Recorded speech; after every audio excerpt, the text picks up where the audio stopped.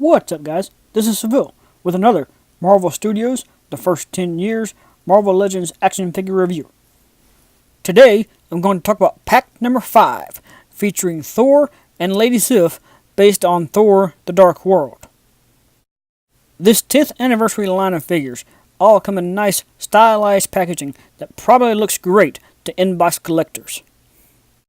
For the rest of us, though, it's time to get these figures out of their box.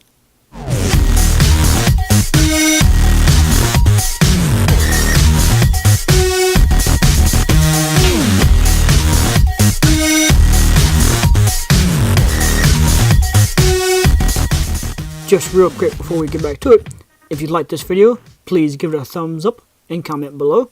And if you want to see more from me, please subscribe and hit that notification bell.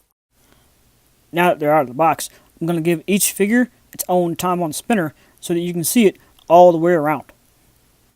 If you've already been watching my other reviews about the 10th anniversary figures, then you know that I've been very impressed with many of them so far. This pack does indeed continue that trend with both Thor and Sif. Just like Crossbones, Yellow Jacket, and Ronan, this is Sif's very first MCU Marvel Legends figure. And honestly, it's about time considering the presence she had in Thor 1 and 2, as well as an appearance on Agents of S.H.I.E.L.D. With all that said though, it's time to take a closer look at each of these figures. I do think Hasbro did a pretty good job with capturing the likeness of Jamie Alexander and obtaining her most notable features. On top of that, her armor has a good amount of detail sculpted into the torso plates and the shoulders, as well as her back and the gauntlets. Plus, some good work in her shield too. Speaking of, it's held on her arm with straps similar to the Captain America shields. Her sword also has some of the details sculpted in, but not quite to the same level as her armor. The same can be said for her double-bladed sword as well, which, by the way, does split apart into two separate pieces. The amount of detail does drop a bit on the lower half, with the back of her legs being just about as plain as they can get. Unfortunately, she does suffer from the same limited articulation as other female characters. Her head does turn side to side, but it is obstructed by her hair. Her shoulders do spin all the way around and move outward, but there is no bicep joint whatsoever. She only has the single elbow joint, but it can rotate, and the wrists also have full rotation as well. She does have the ab crunch and twist, but no waist twist. Her legs do move outward, but the skirt gets in the way. It is better front to back though. She does have rotation in the thigh, and the double knee joint works really well, and she also has full pivot and rotation in the ankles. With Sif being a totally new figure, it's time to go through my guidelines for a complete and fair review. This is a brand new sculpt that is highly detailed and fairly accurate. She is in scale next to Thor, but she has less than 20 points of articulation. Keeping her standing and balanced was a bit of a struggle in recording this, but at least she's not too fragile. She does include her own accessories, and the price is fair for this 2-pack. And so far, they've been pretty easy to find at GameStop and Target stores, as well as online.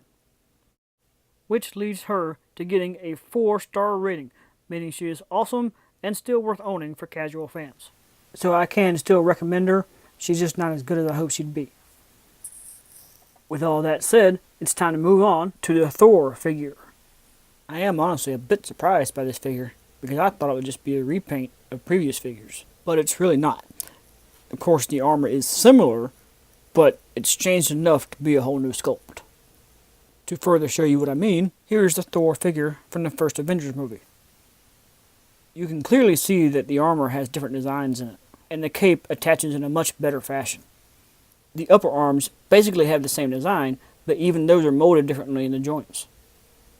His gauntlet has a new design, but the hammers are basically the same, with the exception of the new one being a brighter color, and there's a few more lines etched into the side of the hammer.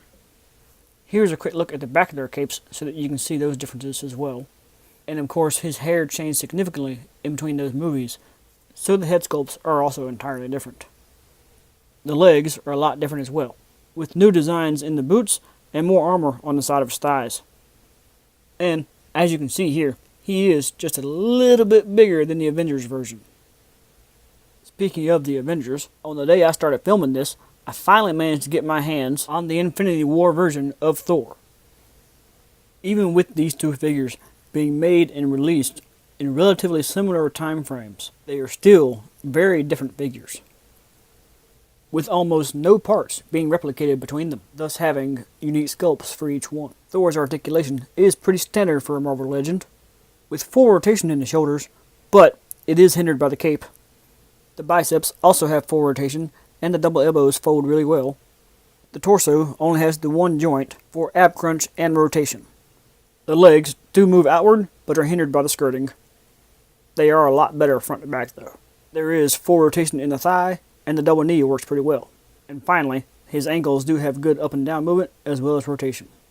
With all that said, this Thor figure does indeed meet all 10 of my guidelines to reach a 5-star rating, meaning it is amazing and worth owning for all collectors of this character or line. Thus, I highly recommend this 2-pack. If you like this review and you have not already subscribed, please do so. That way, you'll be notified when I do my next review featuring Iron Man Mark 7 from the first Avengers movie. Thank you guys for watching, and I'll see y'all next time.